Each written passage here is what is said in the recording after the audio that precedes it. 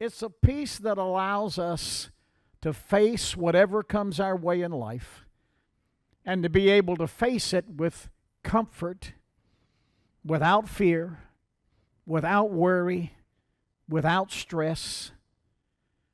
I mean, if you're a Christian, you have to understand that God has given you peace. If you look into the Scripture, if you're a Christian, then the Spirit of God lives on the inside of you. And one of the fruit of the Spirit, or part of the fruit of the Spirit, is peace. Love, joy, peace.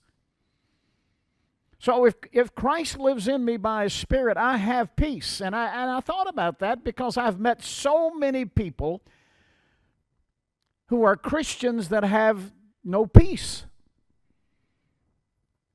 They are fretful over everything that comes and goes. They are uncertain what the future holds, and the next thing you know, there's I've heard people say, well, I've got a lot of anxiety today. If you're a child of God, you're not supposed to live with anxiety in your life. God did not intend for you to live that way. That's why He gives us His Spirit. He intends for us to be able to look at everything that comes our way in life and to be able to look at it with peace, regardless of what it is. If you have a flat tire on the way to work, you're supposed to have peace. And I think the way that you have to understand what peace is about. Peace, I mean, you can give it a lot of definitions, but it really comes down to what I believe. That's really what peace is about. What do I believe? If I'm not a Christian, then I believe what the world and the flesh tells me, and the next thing you know, I feel like I have no hope. There's no way, that things are going to get better. But as a child of God, if Christ lives in us, then we ought to be able to look at today,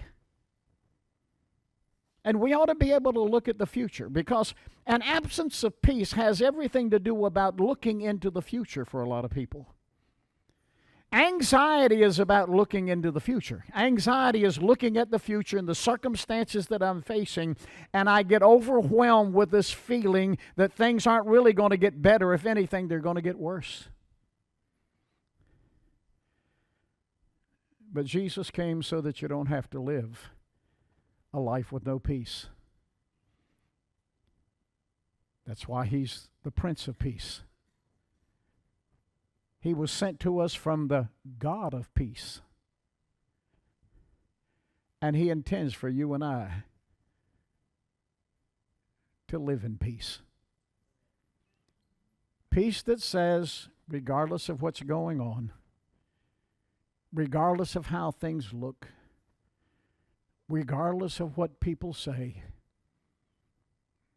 I believe that God has everything under control. That's why I emphasize so much with my ministry about giving ourselves to the Lord. In this world, we have tribulation. You're going to have it, no matter who you are. Jesus said, be of good cheer, for I've overcome the world. For you and I, if we put our faith in Jesus Christ and we give Him our life, a lot of people don't give Him their life. They like, I know about Jesus and I know who He is and I've asked Him to come into my heart and life. No. Did you give Him your life? Because if you haven't given Him your life, then you can't have peace.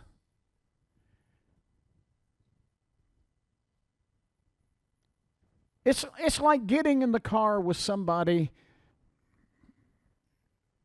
that when you ride with them, when you get out of the car, you're a nervous wreck.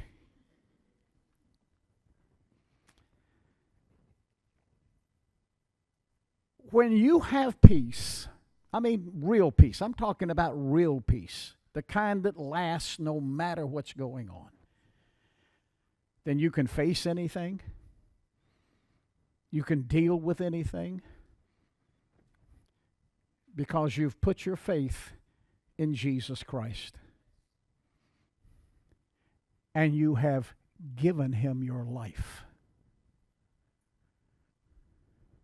And when you give Him your life, you have to know that He promises that all things work together for good for them that love God and those who are called according to His purpose. Jesus did come for you and I. That's really why He came. Because He knew, and God knew, that without Christ, we could not deal with the issues of this world on our own. So today I just want to challenge you and help you to understand and be reminded that the only real source of peace that lasts, peace that enables you to get through the storm, no matter how hard the wind blows,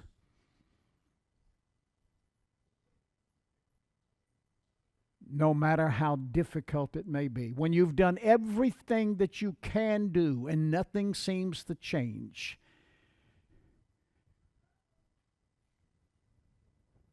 peace is what Jesus will give you.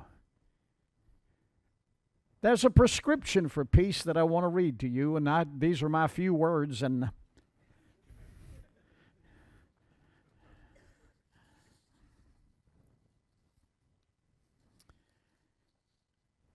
Paul the Apostle wrote this in Philippians 4, 6, and 7. And he said this, he said, don't worry about anything. Huh? That may seem to be an impossible thing, but it's really not if you've given Jesus your life. Don't worry about anything. Instead, and here's the prescription, instead pray about everything. Tell God what you need and thank Him for all that He's already done.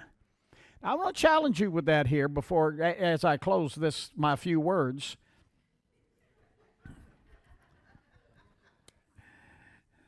I'm going to get a lot of mileage out of this, I can tell you.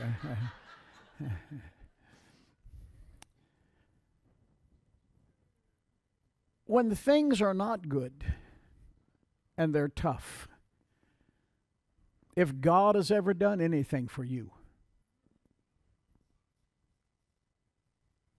look at it and say, God, I know that this looks bad, but I remember when that looked bad and you brought me through it.